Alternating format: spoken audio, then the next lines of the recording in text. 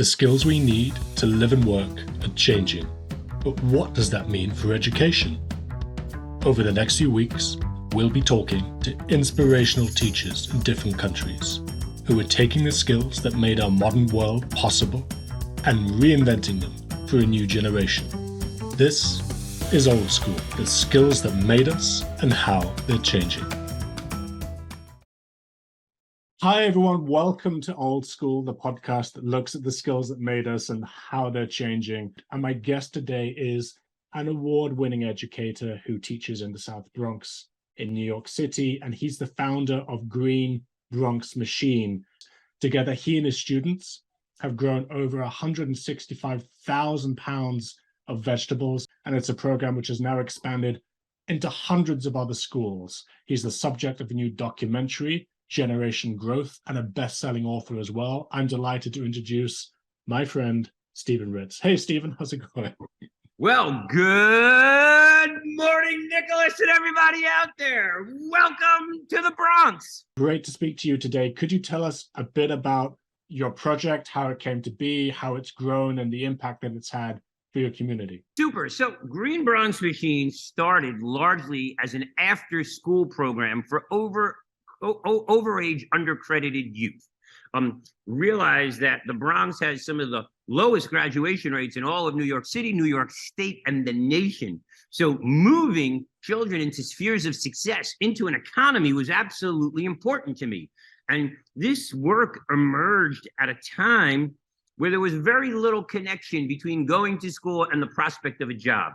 So my simple goal was to create spheres of success using my credibility with the public and private sector to move kids who were apart from success to being a part of success in ways that benefit everybody. So it was really about workforce development. And then along the way, we learned about growing vegetables. So it started as an environmental remediation program, workforce development, green roofs, green walls.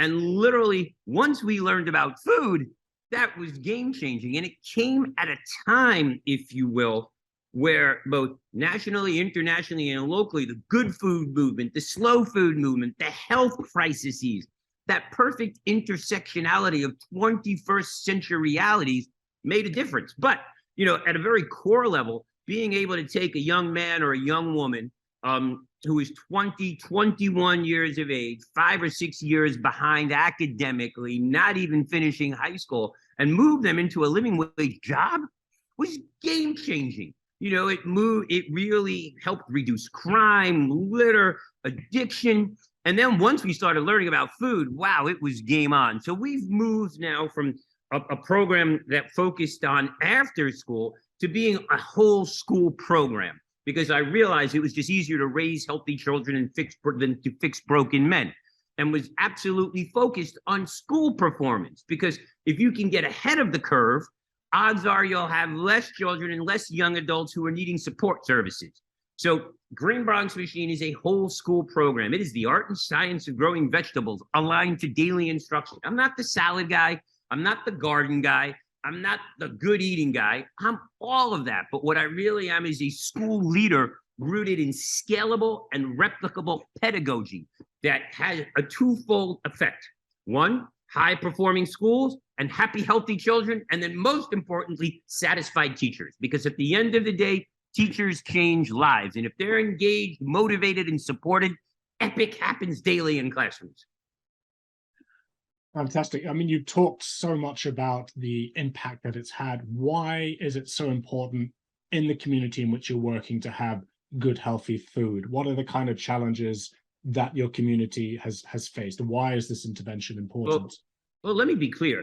From my humble opinion, both here and around the world, and realize I have schools in some of the poorest congressional districts in America and some of the wealthiest communities in the world. Food is a basic human right, and the most important school supply in the world is food. Children will never be well-read if they're not well-fed. So whether children are coming to school hungry or malnourished, or they're coming to school, you know, with 5,000 empty calories in their belly, dysfunctional, hopped up on sugar, hopped up on caffeine. Food is a non-negotiable. You wouldn't put vinegar in your Porsche, your Mercedes, or in your case, your Rolls Royce, Nicholas. So for me, I want to treat every child like they are my Rolls Royce and give them the best food possible. Now, closer to home, here in my community, we have limited means and limited access to healthy, fresh food. For 10 years, the Bronx has been 62 out of 62 counties for health outcomes. So we are the least healthy county in all of New York State.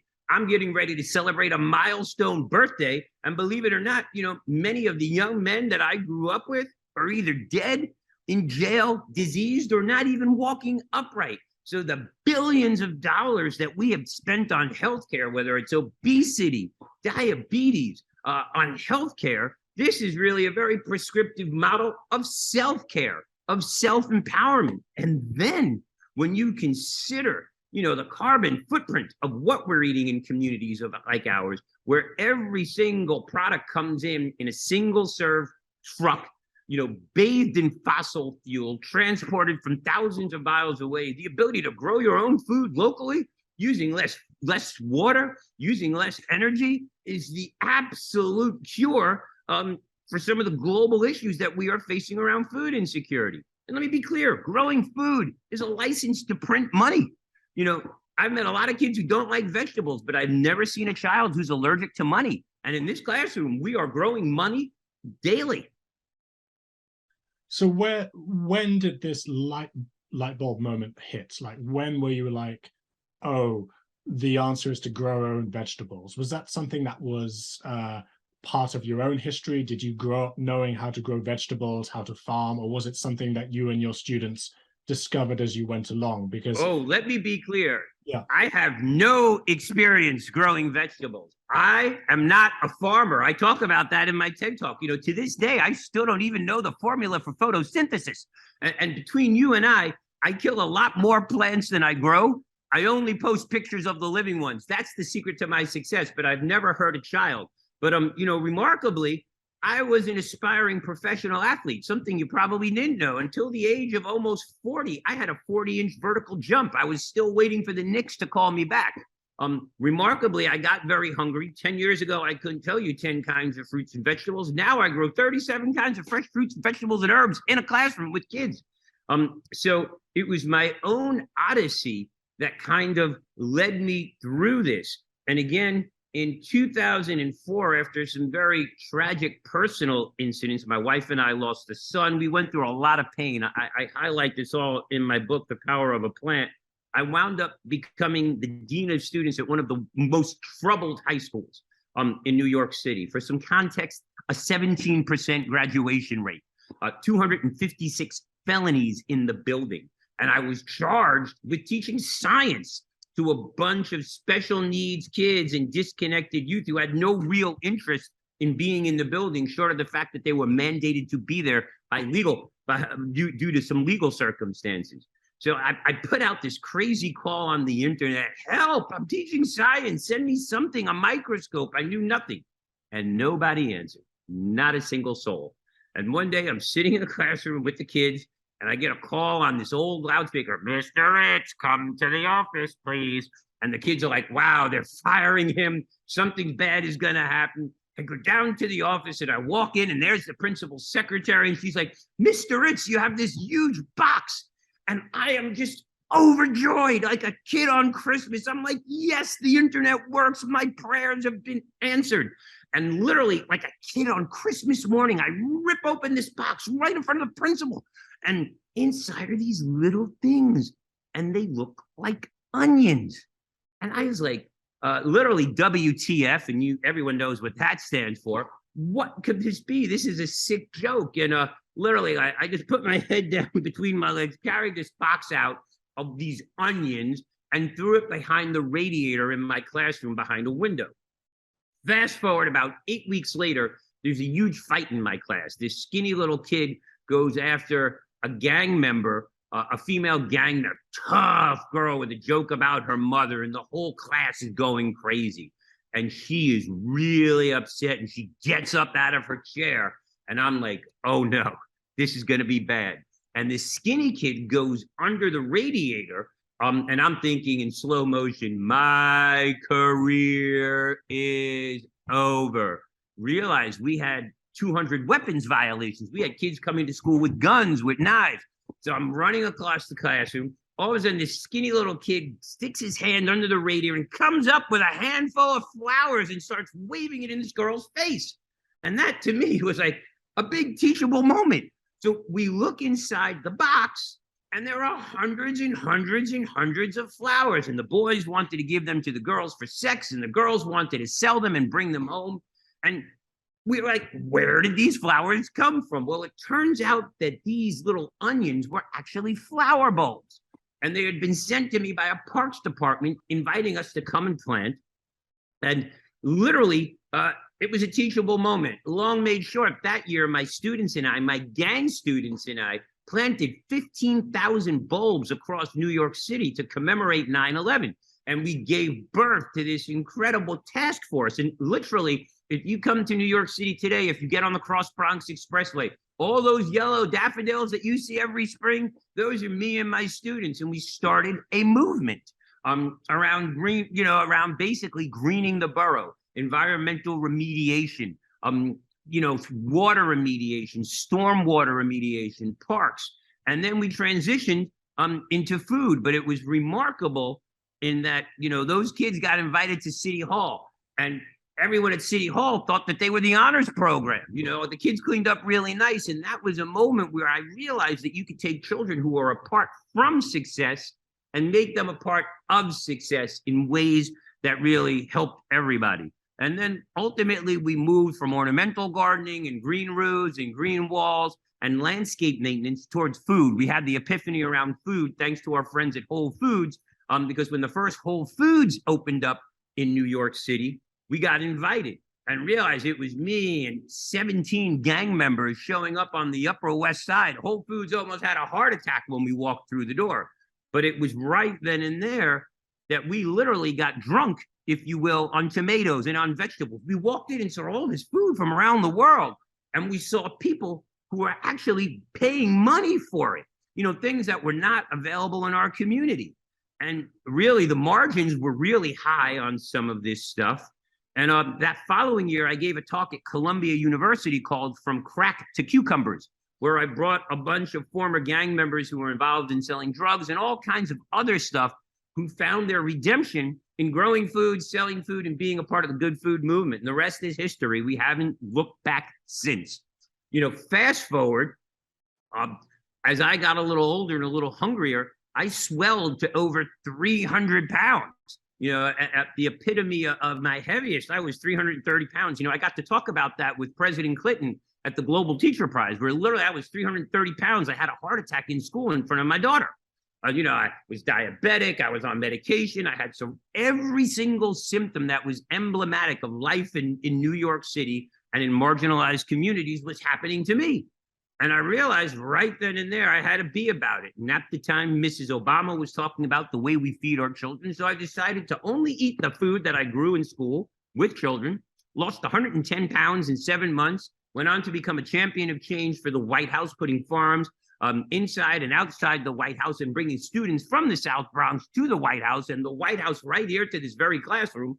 And literally, that was it. I haven't looked back since. And I like to say to this day, I'm bringing sexy back. And feeling good and feeling great. If I could grow hair, I grow a lot of food. If I could grow hair, that would be the next thing I'm working on. So you talked, about the beginnings, this incredible story of how all of this came to be, but we've seen so many initiatives which have flourished and then died away. How have you kept the momentum going? Because obviously one of the things that has made your initiative such a success is that it's grown, like those flowers, it's flourished and it's spread all over the place from the South Bronx, and it's expanded out. What have you done to scale it, to build it across different communities and to keep it alive? Is that because you're still working with those former students of yours? Is it because you're working with communities, with political leaders? What is the secret sauce? So it's all of the above. But let me be clear, we were determined to nail it before we scaled it. So we looked at things like, I'm a lot older than I look. Yesterday I was back at the school where I started in 1984. which is remarkable. I'm the last faculty member still working. And it's, number one, you have to have low cost. You have to have scale. You have to have the ability to serve teachers. And quite frankly, you have to have the ability to serve administrators. And what I mean by that is I learned a long time ago, I could cure cancer. I could cure some of the most pressing societal needs. But at the end of the day, to make change in an educational system, you have to talk about educational results. So we were very data driven. Our number one client are principals and superintendents, people who want to have good pedagogy in school. So we spent 2 years designing pedagogy, designing curriculum, and that curriculum transfers. It's not an add-on, it's an absolute build-in. It is reading, writing, math, science, technology, advocacy, rubrics-based and metrics-driven on pedagogy. So number one, when you have good pedagogy, schools flourish. Now, as a human being, I'm also, and as a parent and as a resident, I'm also very concerned about the social determinants of health.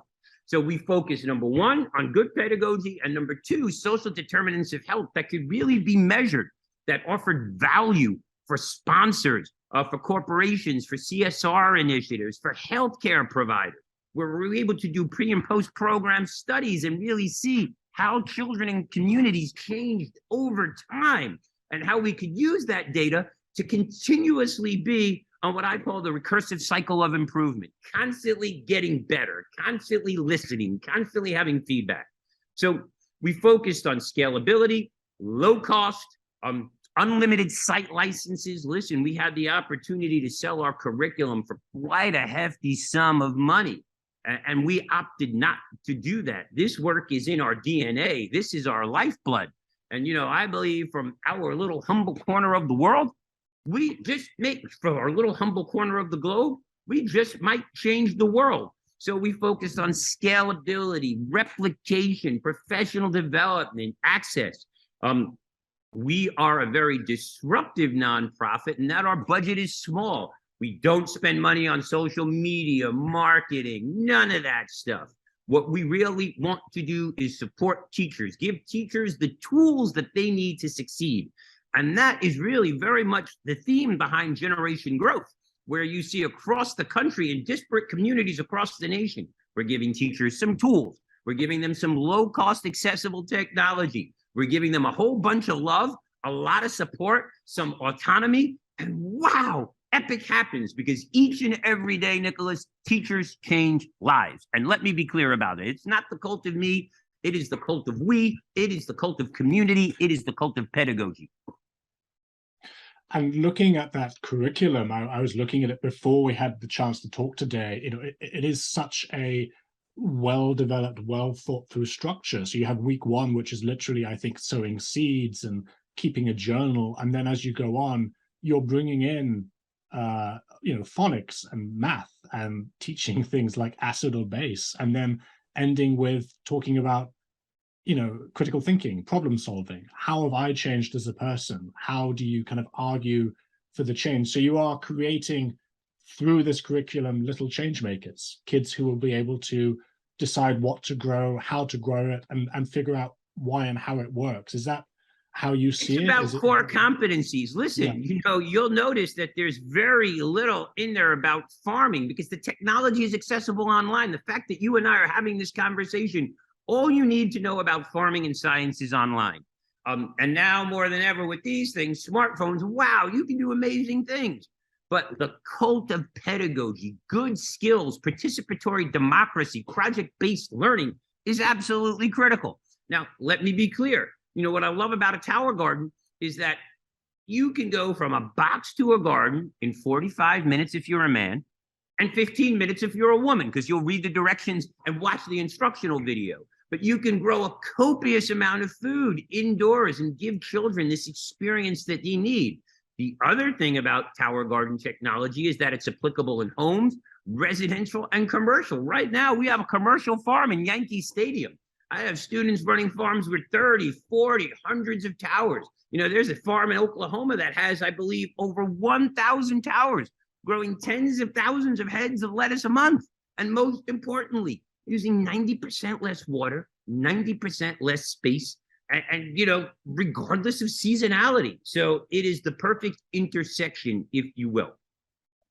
And so how does it work practically? How do communities, I guess there's two questions I'd like to ask. One is, why aren't these communities better served by existing agriculture, by existing kind of the markets? Why is it that when you looked at that Whole Foods, you were thinking, this stuff we haven't seen before, or it's completely unaffordable for my community?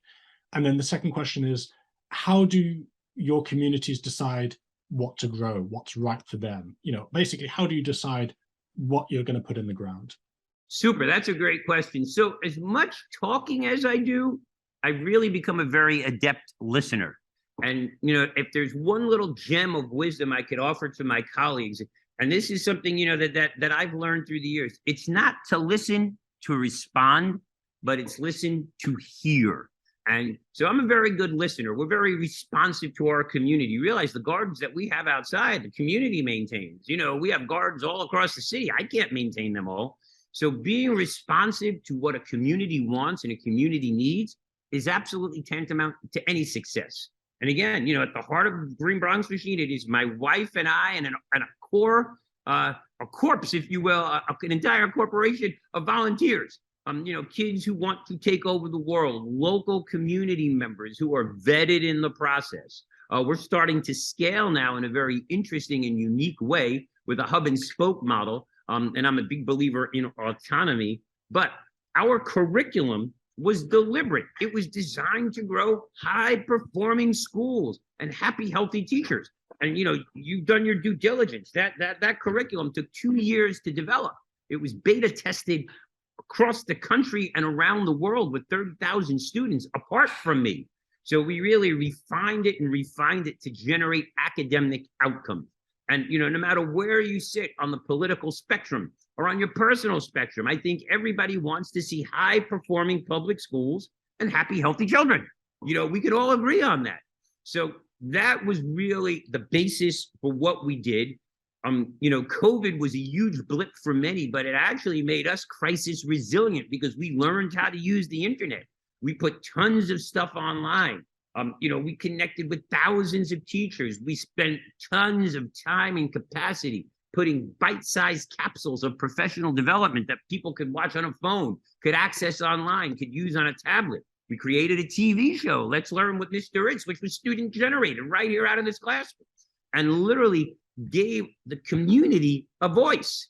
And my job is to be the voice for the voiceless, to change the narrative in communities like mine and communities that are suffering and struggling all around the world.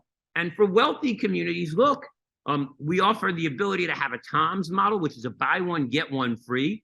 And wealthy children of privilege are equally as entitled to grow happy, healthy food in high-performing schools. And the crazy thing is this, I was recently in Dubai, working at a very privileged school in a very upscale community. And the remarkable thing is all these children are growing food in school. And these are children whose parents could afford whatever the prices are of food. But the fact that they're growing food, mitigating water, creating healthy soil is moving them from being consumers to producers. They're not buying, they're not concerned with the latest, greatest toy or the newest pair of sneakers. What they're really concerned and becoming obsessed with is how they can make impact in the world. And that, to me, for a teacher, is the greatest gift of all. I'm paying it forward into perpetuity with the next generation of social and environmental justice equity warriors. And that's what it's about. Children saving the planet. One of the things, I don't know a lot about farming, which kind of speaks to how Me neither. disconnected. You too. All of us Me either. are. I don't know much about farming. I know pedagogy, but the kids know about farming. One of the things I do know is obviously it's incredibly hard and grueling, but also there's failure is kind of baked in, right? Like crops fail, harvests fail. Is that something which you see as teachable, as something that students can learn from? Is that something that you think about in your own work? 100%. So, let me never waste a good failure and never let a good crisis go to waste. That's what I always say. And never let a bad question get in the way of a good answer. But yes, Listen, farming traditionally is brutally tough work, and it's usually done by Black and brown and immigrant poor people. The coolest thing is here I am, 4 stories up in a 110-year-old building, and we're growing food in a real sexy way. And literally the kids get to control it. No one gets dirty. No one is laboring in the field. It is using our brains and our minds to grow our capacity. And that is very empowering. I've had kids come out of high school now who are managing greenhouses. This whole new movement of what's called CEA, controlled environmental agriculture, and vertical farming. It is a $25 billion industry a year and only growing. A big kudos to my friend Viraj Puri over at Gotham Greens, who, put a farm on top of a roof of a building and literally drops the product right in. $300 million later, he is just getting started. Last year we were proud to have the royal family from UAE come here to our classroom in the South Bronx to learn about what we're doing. And just last week I was there, turnkeying farm systems across the Emirates. So what we're doing has universal appeal. It is making farming sexy. It's making farming accessible. It's making farming intelligent. And it's also helping to replenish it and restore the soil and our earth while saving water. So we're spot on in what we're doing. And we're just getting started. You've talked a lot about how your initiative has expanded, how it's reached new communities, but you've also touched on how you've worked with political leaders from the royal family, but of course to some of the political leaders in the US as well. I know you've been feted at the White House, and you've also been appointed to, I believe, that the mayor's transition team. Can you talk a little bit about that, how you're getting what you've been growing at the school and community level nationwide, and what kind of policy changes you'd like to see? So what we're really growing is community. Listen, I grow vegetables, my vegetables grow students, my students grow schools, but my schools grow happy, healthy, resilient communities. And everyone can come together in community for community. It's been an interesting time for us, for sure. I am honored to be named to Mayor Adams' food transition team, and look at his own personal health odyssey. He was going blind. He was facing amputation. He was diagnosed a diabetic, and instead he did one amazing thing when he was looking for treatment. Instead of saying, treating diabetes, he put the word reversing diabetes and started learning about plant-based diets. And if you look at his odyssey, if you look at my odyssey, it's absolutely remarkable what can happen. So we're at this perfect point in time where, number one, we're interested in climate resilient cities. We're interested in carbon footprint. You've got a mayor who's planned forward. You've got a new chancellor, Chancellor David Banks, who is right on top of creating equity and opportunity and equal experiences for all. And the most equal experience that we need in New York City and marginalized communities is access to healthy food and better healthcare. But healthcare starts with self-care, because realize that 85% of what happens to a child medically is not by seeing the doctor. It's what happens environmentally. And when you think about this, when you put a seed in the ground and that seed doesn't flourish, you don't blame the seed. You look at the environment. So when we're putting children in schools, we need to look at if they're not flourishing, why? A lot of it has to do with food. A lot of it has to do with environment. And for me, I'm of the humble belief that zip code and skin color should not determine outcomes in life. Quality education can. So giving teachers and principals in schools the tool, a curriculum that drives pedagogy and healthy outcomes is win, win, win, win, win, win, win, win, win. And that's what this is really all about. So I've been very blessed. Listen, my own personal odyssey was one where the Bronx Borough president, said, we got to lose weight. We've got to be healthier. And as I sat there with the 330-pound, 54-inch waistline, I said, something? That makes good sense. And it's honestly about self-care as opposed to healthcare. It's really about education, not asphyxiation. It is about empathy and compassion. And when you teach children to take care of a living thing in class, everything changes. As we speak, we have little ladybugs running around the room. Those are my integrated pest control right here in the middle of the South Bronx. So it creates living ecosystems. And when children learn that they are part of a living, breathing ecosystem, as opposed to an end user of a product, or that changes everything. That changes everything. But putting teachers and project-based learning at the heart of classrooms is something that everybody wants to see. So we're just honored and humbled and grateful to be in the middle of it. And, you know, I keep saying, I keep falling up the ladder of success. I've been blessed and very fortunate. And, you know, we're just getting started. That's the remarkable thing. But most importantly, 2,200 living wage jobs in a community that has the highest employment and underemployment in New York City speaks volumes. Those are families and lives changed forever. So we've gone from a moment to a movement, and we are just getting started, and we want everyone to get on board. So please check out the Green Bronx Machine website, get a copy of the book, get a t-shirt, do something. And remember, you don't have to be great to start, but you have to start in order to be great. And every drop fills the cup, and that's what this movement is about. You know, doing your best in this moment puts us in the best place for the next moment. Thanks so much, Stephen. And just to echo that, please check out the website. It's so inspiring. There's also a tremendous amount of content available for teachers and for families and for anybody who's educated. And Stephen's book is absolutely wonderful as well. So thank you so much, Stephen, for your time today. I can see the school gradually waking up all around you as well, which is just such a wonderful thing to see. It gets busy here. We are going to be making lunch. We're making pickles today. We're gearing up for our fall salad debut. We have, remarkably, we have the #1 school garden to school cafe program in New York City, right here in the Bronx, in the middle of public housing. So we are getting ready. You know, the holidays are around the corner. You know, and again, we've got vegans in the hood. So it's not a bad thing to have. These are great problems to have in schools. Thanks so much. I'd love to stay and compare pickle recipes. I made some last night as well. We've got plenty. So PCS55 is known as home to the perfect pickle. We've got 10 different flavors, Nicholas. Well, I guess New York is famous for pickles, right? So I'm not going to absolutely. But we have kids who are now creating kimchi. Yep. Go figure. We've got kimchi. We've got Bronx hot sauce. You name it. We've got it going on. Next time I'm in New York. Stephen, thank you so much for your time this morning. You take care. Look forward to being in touch. Thank you kindly. And remember, teachers change lives.